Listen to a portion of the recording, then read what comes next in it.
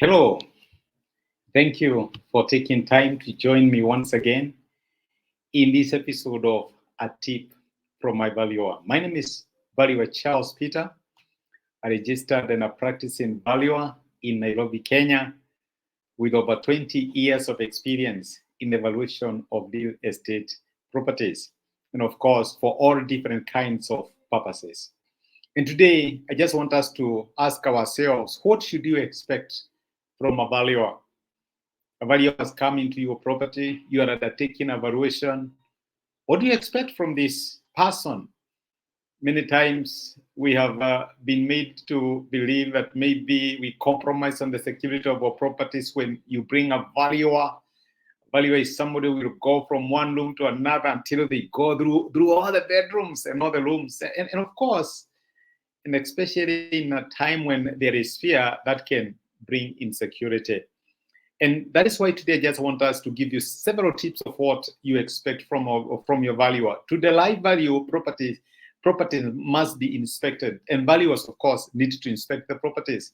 And of course, when they come to inspect the properties, you expect them, first of all, to inspect all the rooms. Why are they inspecting the rooms? This will give them a feel of the size, what the size of your bedrooms, what the size of your lounge, what the size of your kitchen. And of course, they also want to see the materials, the finishes in those particular rooms. What's the make of the floor? How are the wardrobes? How are the fixtures and fittings in that particular house? Of course, you expect valuers to do measurements. Valuers can decide to do this generic, that is, they can do measurements from outside, or they can even do measurements from inside. Sometimes they even have to do measurements from room to room. You expect them to do measurements. And of course, you expect valuers to take photos.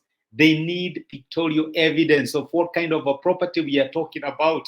So you can be so sure that when a valuer visits your property, they'll also do photographs. Of course, when they are doing the measurements and all that, today we have the digital tape measures that they may have to use. They do not have to use the long tape measures, the old type. They may have to use the digital ones. But you expect them, whichever way, to do measurements. You expect them to do samples. If it is vacant land, they may have to look at the soil. What are the soil samples? Because they need to know the soil formation. They'll have to look at the boundaries, the beacons. You'll hear them asking about the beacons. They'll ask you about the services. Do you have water? Do you have sewer? Do you have a biodigester? All those are areas that a valuer will be interested in. So when they come, you'll expect them that they will have to do all that. They will do other inspections, they will do the measures, and they will take photographs, which is crucial in them writing the valuation report. And of course, they'll ask you for a copy of the documentation, a copy of title, because they want to authenticate that actually you own this particular property. Yes, so next time you have a valuer, don't wonder what they are doing.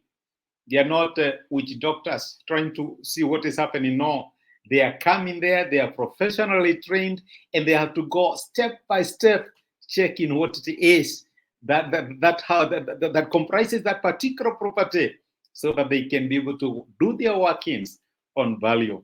From Valuer Charles Peter, this is a tip from my valuer. And thank you so much for joining. Thank you.